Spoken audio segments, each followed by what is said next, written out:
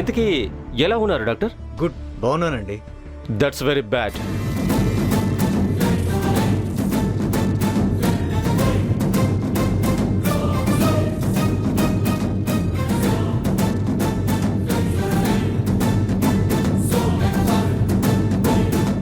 Doctor బాగున్నారంటే జనాలందరూ రోగాలతో ఉన్నారనే కదా, అది మంచిది కాదు కదా.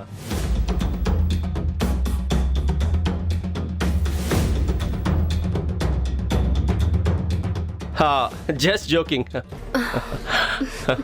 సరే వరప్రసాద్ గారు, nice to meet you. Okay madam, వెళ్ళొస్తాం. వెళ్ళండి.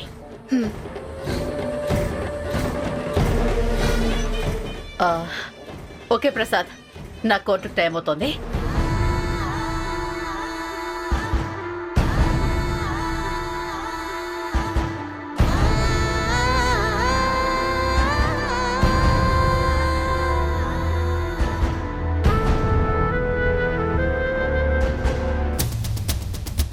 కోర్టుకు టైం అవుతుంది. మేడం ఇంకా రాలేదేంటి? మేడం మాటిచ్చారంటే రాకుండా ఉండరే. ఎక్స్క్యూజ్ మీ, జడ్జి గారు వచ్చారండి? ఎప్పుడో వచ్చారు సార్. కరెక్ట్ టైంకి కోర్టు స్టార్ట్ చేస్తారు సార్.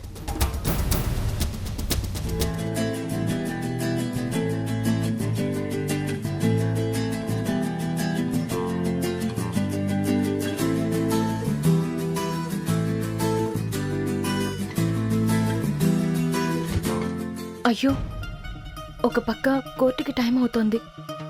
నేను రాకపోయేసరికి మహేష్ గారు నా కోసం వెయిట్ చేస్తూ టెన్షన్ పడుతూ ఉంటారు. స్వీటీ వంశీని కలవక 3-4 రోజులు అవుతుంది.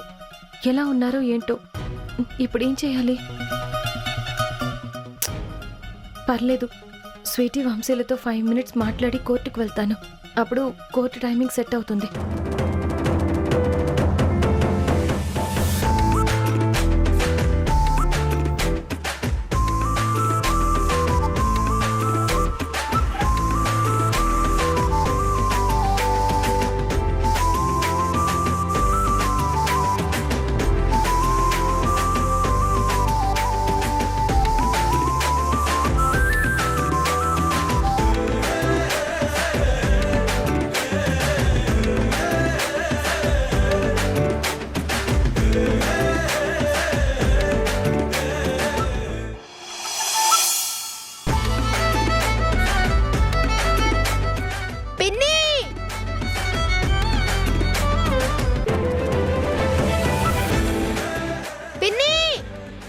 ఇప్పుడు పిన్ అంటావేంట్రా?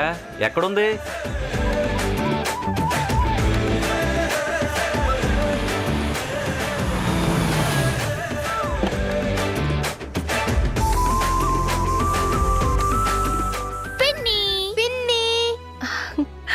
స్వీటీ, హాయ్ పిన్ని. వంశీ, బాగున్నారా సార్? అబ్బేబే, నేనేం తాగలేదమ్మా. డ్రంక్ అండ్ డ్రైవ్ ప్రమాదం అని, నేరం అని నాకు తెలుసు. అయ్యో, నేను తాగున్నారా అని అడగలేదు సార్, బాగున్నారా అని అడిగాను. ఓ, అదే నువ్వు అడిగింది. బాగున్నానమ్మా, బాగున్నాను. మనకే బరువా బాధ్యతలా? 3 పూట్ల తినడం, దాహం వేసినప్పుడు కొద్దిగా అలా తాగుతుంటాను. మనల్ని అడిగేదెవడో ఆపేదెవడమ్మా?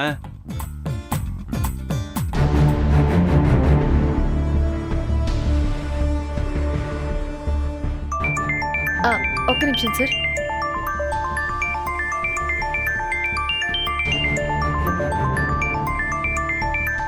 ఒక్క నిమిషం. హలో హలో మేడం, వస్తున్నారా మేడం? కోర్టుకు టైం అవుతుంది. మహేష్ గారు, మీరేం టెన్షన్ పడకండి. నేను 5 మినిట్స్లో అక్కడ ఉంటాను. Okay madam. స్వీటీ, వంశీ, సరే, మీ ఇద్దరికి స్కూల్కి టైం అవుతోంది, మీరు బయలుదేరండి. నాకు కూడా కోర్టుకి టైం అవుతోంది. ఈవినింగ్ వచ్చి మిమ్మల్ని కలుస్తాను, సరేనా? ఏం రావు, అలానే చెప్తావు కానీ నువ్వు రావు పిన్ని. అవును, నిజమే, నువ్వు రావు పిన్ని. లేదు నాన్న, ఈవినింగ్ ఖచ్చితంగా వస్తాను, ఓకేనా?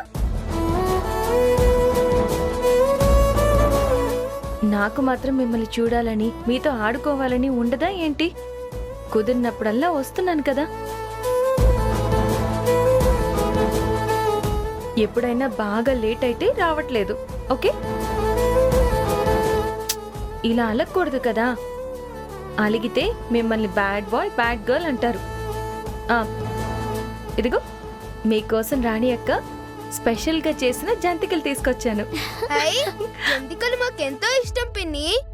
ఝాన్సీ, రాణి నా కోసం ఏం చేయలేదా?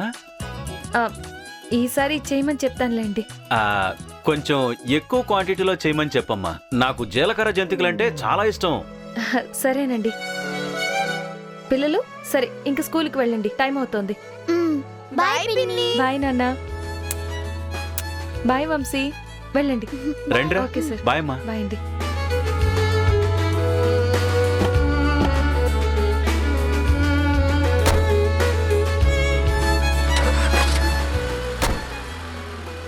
బాయ్ బాయ్ పిన్ని. బాయ్ పిన్ని. Bye bye. Bye.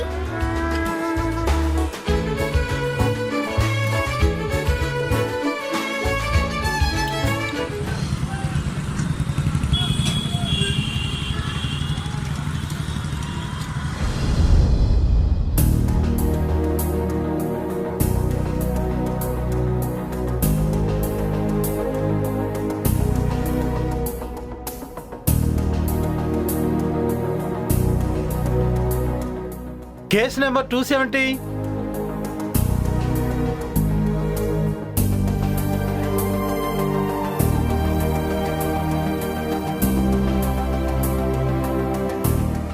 Start the proceedings.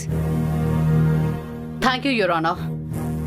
Your honour, నా క్లయింట్ గడిచిన 3-4 నెలలుగా తనకి న్యాయం చెయ్యండి అని కోర్టు చుట్టూ తిరుగుతూ న్యాయం కోసం పోరాడుతోంది.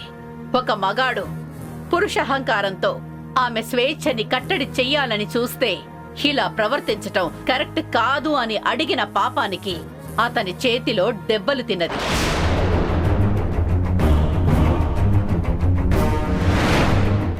అతని పురుషహంకారానికి చెంపపెట్టుగా న్యాయస్థానం తీర్పిస్తుందన్న ఆశతో ఇక్కడికొచ్చింది. కానీ వాదోపవాదాలన్నీ జరిగి తీర్పు వెలువడే సమయంలో మై లర్న్డ్ ఫ్రెండ్ ఝాన్సీ గారొచ్చి తను ఒక మహిళ అయ్యుండి ఒక స్త్రీ బాధని అర్థం చేసుకోకుండా నా క్లయింట్దే తప్పన్నట్టు మాట్లాడే ప్రయత్నం చేశారు.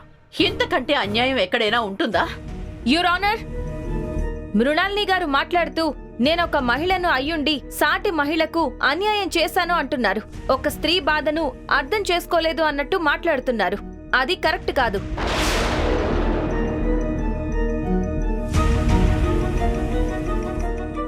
నేను ఎక్కడా ఆవిడ్ని భయపెట్టలేదు, అవమానించలేదు, కించపరచలేదు. కేవలం కేసు యొక్క పరిస్థితుల్ని తెలియజెప్పే ప్రయత్నం చేశాను, అంతే.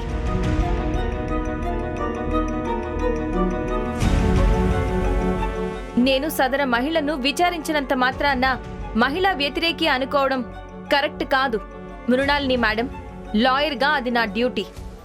అవునవును, మీ డ్యూటీయే. ఏ ఎండకా గొడుగు పట్టేలాగా కేసుకు తగ్గట్టు మనుషులకు తగ్గట్టు బాగా మాట్లాడుతున్నారు. ఇది వరకు రాణి కేసు విషయంలో ఉమెన్ ఎంపవర్మెంట్ గురించి మాట్లాడిన మీరు ఇప్పుడు మాత్రం ఇలా మాట్లాడుతున్నారు. ఎందుకంత పార్షియాలిటీ?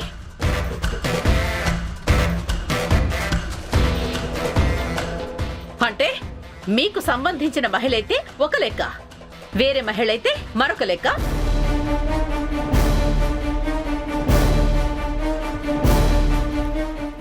రాణికైతే ఒక లెక్క, శైలజకైతే ఒక లెక్క, అంతేనా? మేడం, రాణి కేసు వేరు, శైలజ కేసు వేరు. రెండు ఒకటే.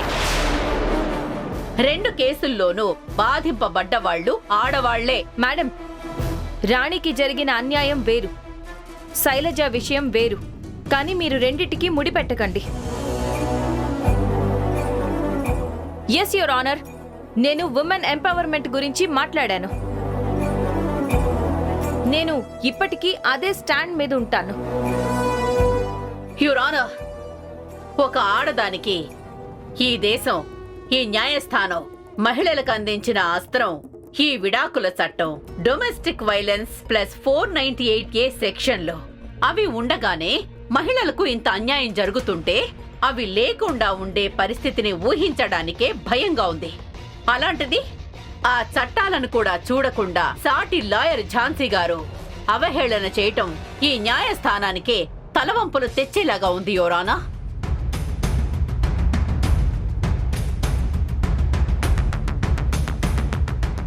యువరానా, ఈ కేసు ఈ న్యాయస్థానానికే తలవంపులు తెచ్చేలాగా ఉంది కాబట్టి నేను ఫైనల్ గా చెప్పేది ఏంటంటే, ఈ రోజు ఇక్కడ విచారణలో ఉన్నది ఒక మనిషి మాత్రమే కాదు, పురుషుణ్ణి అన్న పేరుతో పెరిగిన అహంకారం. అతడు నేను పురుషుణ్ణి అని గర్వపడి ఆ పేరుతో నా క్లయింట్ శైలజ పట్ల అహంకారంగా ప్రవర్తించాడు.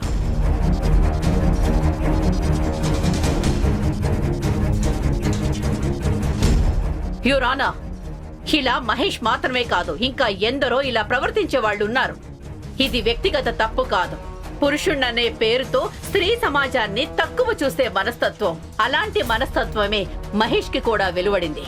దయచేసి నా క్లయింట్ కి తక్షణమే న్యాయం చేయాలని కోరుతూ ఈ న్యాయస్థానంపై ఆమె పెట్టుకున్న నమ్మకాన్ని నిలబడేలా ఈ న్యాయస్థానం పవిత్రతను కాపాడండి. యువర్ ఆనర్, మీరిచ్చే తీర్పు నా క్లయింట్ కి మాత్రమే కాకుండా ఈ చట్టాలు సెక్షన్ల యొక్క ఫలితాన్ని, పరమార్థాన్ని నా క్లయింట్ లాగా బాధపడుతున్న వాళ్ళందరికీ చేరేలా చూడండి అని నా request your honour. Thank you your honour.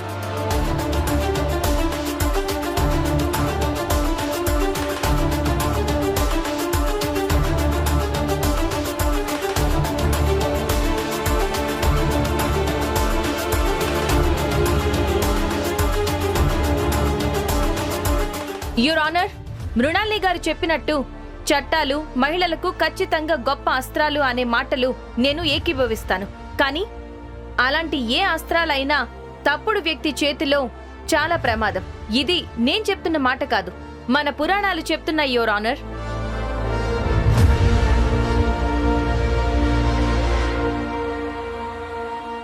బ్రహ్మాస్త్రాన్ని ఆవేశంతో ఉపయోగించి ఉపపాండవీయం చేసిన అశ్వత్థామ చరిత్ర.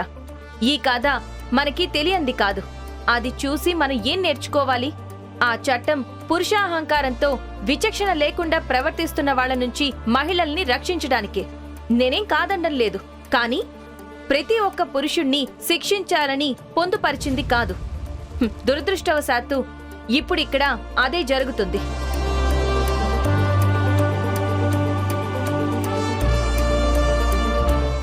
యువర్ ఆనర్, ఆ అస్త్రాన్ని అలానే వాడుతున్నారు. ఈ ఉదాహరణ తీసుకోండి. నా క్లయింట్ మహేష్ మీద సెక్షన్ 498A కేసు పెట్టారు. అతను కొట్టాడని. ఎస్, అది నిజం. అతను తన భార్యపై చేయి చేసుకున్నాడు. అతను అలా చేసుకోవడం తప్పే. నేను దాన్ని కరెక్ట్ అని చెప్పడం లేదు. కానీ అతను అలా చేయి చేసుకోవడం అది క్షణికావేశంలో చేసుకుని ఉండొచ్చు. అంతేకాని ఆమెను హింసించాలన్న ఉద్దేశం తనకి లేదు అన్నది మీరు నోట్ చేసుకోవాలి యువర్ ఆనర్. ఎందుకంటే అతని భార్య పట్ల ప్రేమ, గౌరవం లేదని కాదు.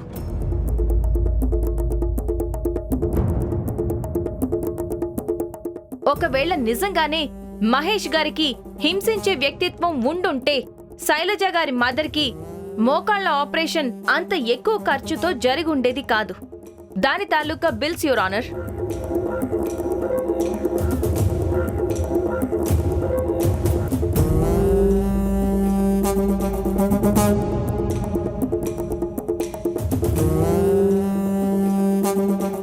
ఆ ఆపరేషన్ జరిగింది ఎప్పుడో కాదు యువర్ ఆనర్.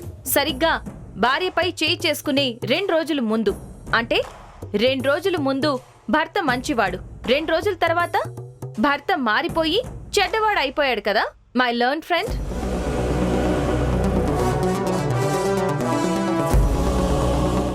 అంతేకాదు యువర్ ఆనర్, శైలజ గారి పేరు మీద కుత్బుల్లాపూర్లో కొన్న ఫ్లాట్, దాని తాలూకా డాక్యుమెంట్స్, అలాగే జస్ట్ 6 months బ్యాక్ శైలజ గారి తమ్ముడు చదువు కట్టిన డొనేషన్ తాలూకా రిసిప్ట్. భార్య మీద ప్రేమ లేనివాడు బావమరిది సీటు కోసం అంతలా తప్పిస్తాడా? అంతలా తప్పించి 5 లక్షల ఫీజు పే చేస్తాడా? అలాగే శైలజ గారి తండ్రికి కోవిడ్ టైంలో ట్రీట్మెంట్ బిల్స్ ఇవి. అలాగే శైలజ గారి పేరు మీద మరికొన్ని ఫ్లాట్స్, వాటి తాలూకా డాక్యుమెంట్స్ ఇవి.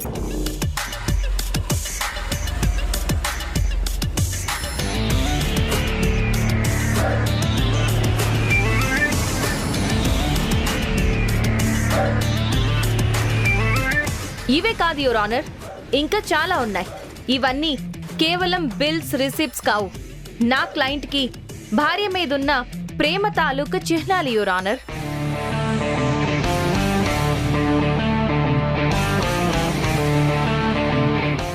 యువర్ ఆనర్, మన దేశంలో 14 మంది భార్యల్లో ఒక్కరైన ముంతాజ్కి షాజహాన్ తన గుర్తుగా సమాధి కట్టిస్తేనే దాన్ని మనం ప్రేమకు చిహ్నంగా గుర్తించి ప్రపంచం మొత్తం వండర్గా క్రియేట్ చేశాం. అలా షాజహాన్ చేశారని అందరికీ సాధ్యం కాదు. ప్రేమ చూపించే విధానంలో ఒక్కొక్కరిది ఒక్కో పద్ధతి. అలాగే నా క్లయింట్ మహేష్ గారు కూడా తన సంపదను, తన సర్వస్వాన్ని తన పేరు మీద ఒక్క నయా పైసా ఉంచుకోకుండా మొత్తం తన భార్య పేరు మీద, అంటే శైలజ గారి పేరు మీద, అలాగే డబ్బుని కూడా ఆలోచించకుండా తన బావుమరిదికి, అత్తమామలకి పెడితే తనకొచ్చిన ప్రతిఫలం డొమెస్టిక్ వైలెన్స్ కేసులు. ఇతను ఈ బోన్లో నిలబడ్డం యువర్ ఆనర్.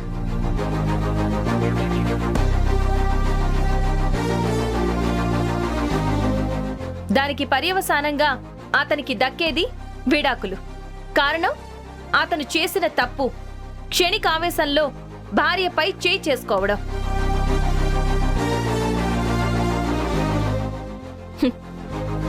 మహేష్ గారు, మీరు మీ భార్యపై చేయి చేసుకున్నారా? అవును మేడం, చేసుకున్నాను.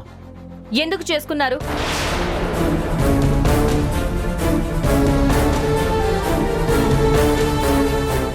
మహేష్ గారు అడిగేది మిమ్మల్నే. ఎందుకు మీ భార్యపై చేయి చేసుకున్నారు? నేను చెప్పను మేడం, చెప్పలేను మేడం.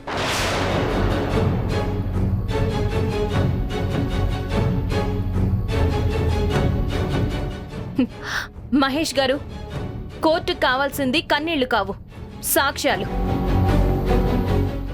ఇలా బాధపడుతూ నేను చెప్పలేనంటే తప్పు మీరే చేశారని అనుకుంటారు. అలా అనుకున్నా పర్లేదు మేడం.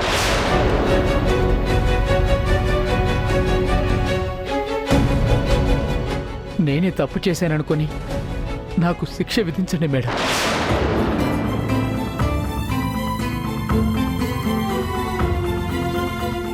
కానీ నేను చెప్పలేను మేడం.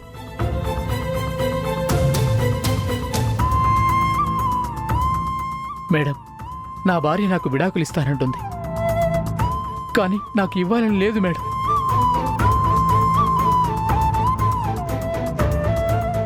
తనకి ఇవ్వాలనుంటే అది తనిష్టం మేడం. కానీ తనలో ఎప్పటికైనా మార్పు వస్తుందని నా ఆశ మేడం.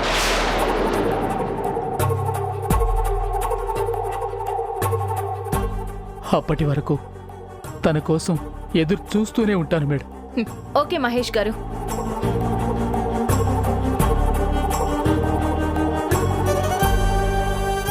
శైలజ గారు, మీ భర్త మహేష్ గారు మీపై చేయి చేసుకున్నారా? అవును. మిమ్మల్ని ఎందుకు కొట్టారు? దానికి ఏదో ఒక కారణం ఉండాలి కదా. అదేంటో అతను చెప్పడం లేదు. మీరైనా చెప్పండి. కారణమేంటో కోర్టుకు తెలియాలి కదా.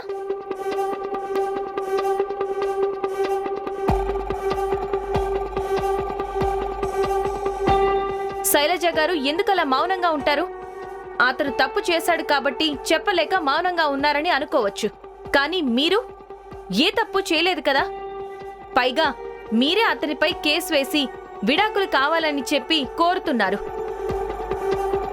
మరి అలాంటప్పుడు జరిగింది చెప్పడానికి ఆలోచిస్తున్నారేంటి?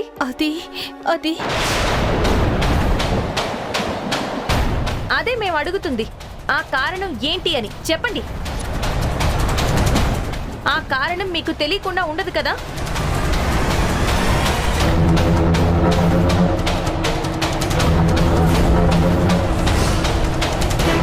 చెప్పండి శైలజ గారు, చెప్పండి. మీకు ఆ తప్పేంటో తెలుసు కదా, చెప్పండి. Objection your honour.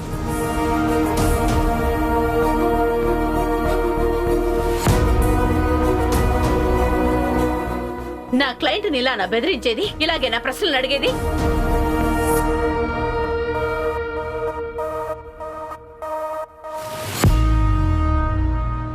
My learn friend, నేనేమి క్లయింట్ని బెదిరించడం లేదు. జస్ట్ కారణం చెప్పమని అడుగుతున్నాను.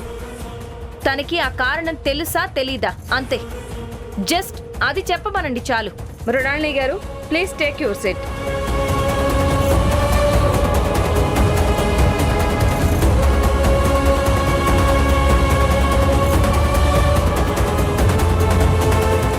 చెప్పండి శైలజ గారు, కారణం మీకు తెలుసా తెలీదా?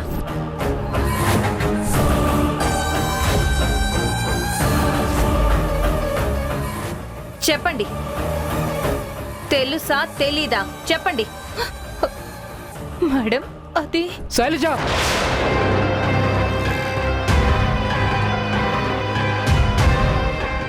వద్దు శైలజ, ప్లీజ్ చెప్పొద్దు శైలజ.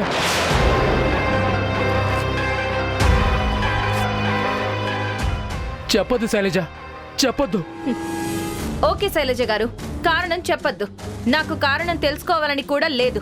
కానీ ఒక్కటి చెప్పండి, మీ తప్పు ఉందా లేదా?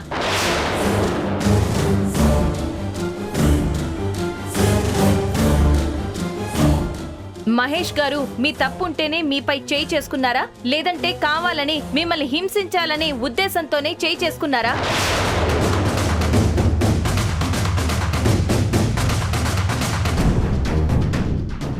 మహేష్ గారు మిమ్మల్ని నిజంగానే హింసించేవారా?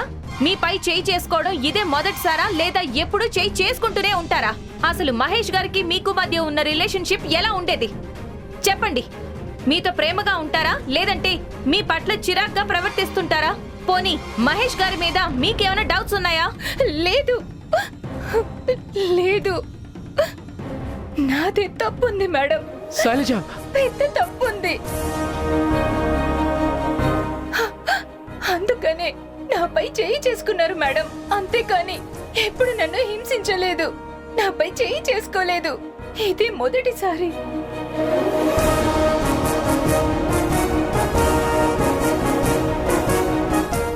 Your honour, what is this your honour? నా క్లయింట్ ఎమోషనల్ బ్లాక్మెయిల్ కి గురవుతోంది. ఆల్రెడీ ఈ మహేష్ ఒప్పుకున్నాడు నా క్లయింట్ మీద చేయి చేసుకున్నట్టు. ఇంకా ఎందుకు ఈ సాగతీత? మీరు నిరభ్యంతరంగా వీళ్ళకి విడాకులు మంజూరు చేయొచ్చు. ఏంటి, చేయి చేసుకున్న ఒక్క కారణానికే విడాకులు ఇచ్చేయాలా? భార్యాభర్తల బంధాన్ని తెంపేయాలా? కుటుంబాన్ని విచ్ఛిన్నం చేయాలా? మీ భర్తకి మీకు ఎప్పుడు గొడవ జరగలేదా?